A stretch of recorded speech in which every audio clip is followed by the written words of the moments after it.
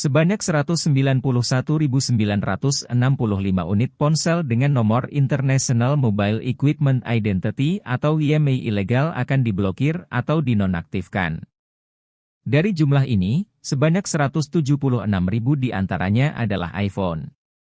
Menurut Dirtipid Siber Bareskrim Polri, Brigjen Pol Adi Vivi, ratusan ribu ponsel ini akan dinonaktifkan karena tidak mendaftarkan nomor IMEI sesuai prosedur. Sebagaimana diketahui, ponsel yang masuk ke Indonesia diwajibkan mendaftarkan nomor IMEI-nya agar bisa mendapat sinyal operator seluler dan bisa digunakan di tanah air. Jika IMEI tidak terdaftar atau terblokir, maka ponsel tersebut tidak akan bisa mendapat sinyal seluler. Menurut Adi, proses pendaftaran atau registrasi nomor IMEI ini dilakukan melalui 4 cara. Pertama, melalui operator seluler, yang bisa digunakan oleh wisatawan mancanegara yang masuk Indonesia dengan batas waktu maksimal 90 hari. Kedua, melalui Kementerian Komunikasi dan Informatika atau Kominfo untuk tamu negara. Ketiga, melalui bea cukai yaitu untuk pembelian handphone dari luar negeri secara handikari. Keempat, yakni melalui Kementerian Perindustrian atau Kemenperin. Di sini adalah rekan-rekan pengusaha, baik itu yang produksi handphone atau import handphone.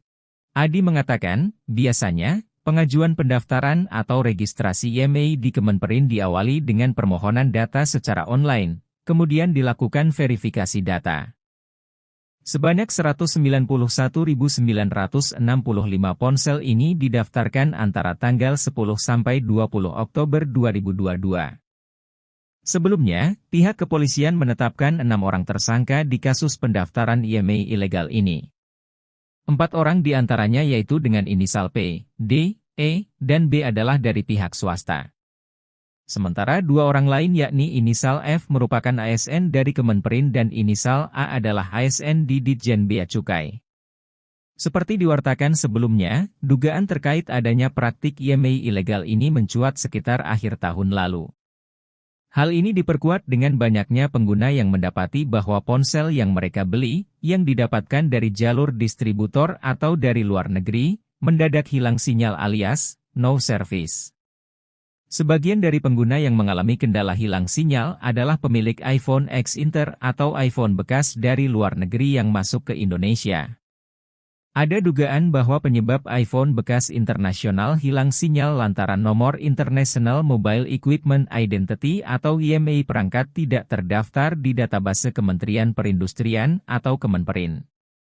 Berdasarkan Peraturan Menteri Komunikasi dan Informatika Nomor 1 Tahun 2020, perangkat telekomunikasi, termasuk iPhone, yang IMEI-nya tak terdaftar di database pemerintah bakal mendapat pembatasan akses jaringan seluler dari operator.